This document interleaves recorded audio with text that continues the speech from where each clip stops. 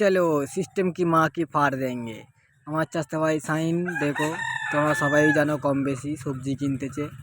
ও একটা কপি নেবে বলে গঙ্গা সেজেছে, ডাকলো আমাকে, আমি গেলাম। আমি আজরুদ্দিন, আমি বলছি কাকা কত, কাকা বলছে 15 টাকা।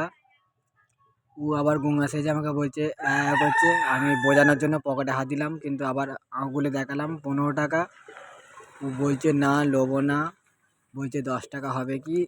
এবার কিন্তু আমি কাকাকে বলছি 10 টাকা হবে, কাকা বলছে না হবে না, আজকে পুজো আছে ওদের, সরস্বতী পুজো না কি পুজো, তার জন্য হবে না বলছে। আমি বলছি শাকটা লে, ও বলছে না না, সে করেই চলেছে। আমি আবার বড় পালং শাকটা দেখালাম, তাও বলছে না লোবো না। আর একই কথা, সেই কপিটাই নেবে, কিন্তু কাকা তো 15টার কমে দিচ্ছে না।